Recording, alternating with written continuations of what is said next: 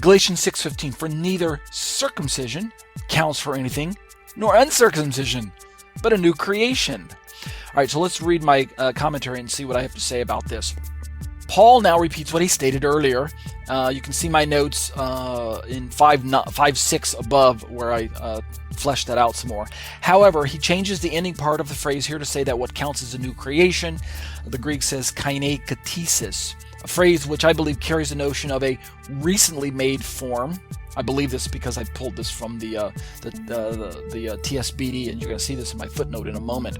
This Greek phrase kainekatesis is a phrase which carries the notion of a recently made form, a fresh, a new kind of substance, unprecedented or unheard of. That the man-made conversion ceremony of the proselyte that was present in Paul's day only, quote, washed the outside of the cup but does nothing for the refuse on the inside, end quote.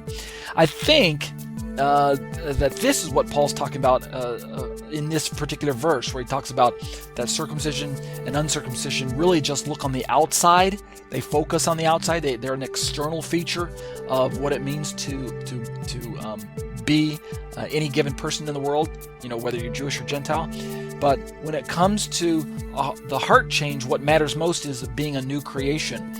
Indeed, Paul knew that a conversion from one ethnicity to another, without the heart change brought on only by the power of the Ruach HaKodesh, the change of ethnicity could never do anything to solve the dilemma of the sinful nature of man in his quest to be pleasing to God. Thus, Paul has to reiterate over and over again in his letters, and he does this to both his Jewish audience as well as his Gentile audience, right? He has to stress this over and over again. And I think this is one of the key ingredients to understanding and unlocking some of the difficult sayings that Paul uses in his letters, because we have to understand the intended audience that he's addressing, and we have to understand the social background that Paul is writing in his first century worldview. He has to stress this over and over again, that being Jewish or being Gentile, that's that circumcision and uncircumcision all over again, being Jewish or Gentile is not the most important thing a person should be focusing on in this life. I say in my notes here, we need to get our priorities straight and begin to see our heart situation from God's perspective.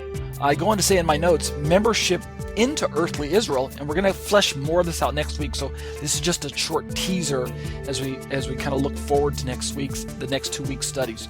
Membership into earthly Israel, Paul would agree, only gained one a temporal place among the people of God. So Paul wants them to understand that membership into Israel only gained one a temporal place among the people of God, a membership that effectively expired the moment one died. By comparison, as I draw my commentary to a close, if one desired to graduate or matriculate to, say, an eternal place among the people of God, a membership that carries over past death, past the grave, then one must, and I have underlined the word must there in my notes, one must be found in Messiah. It's that exclusivity that Yeshua talked about again.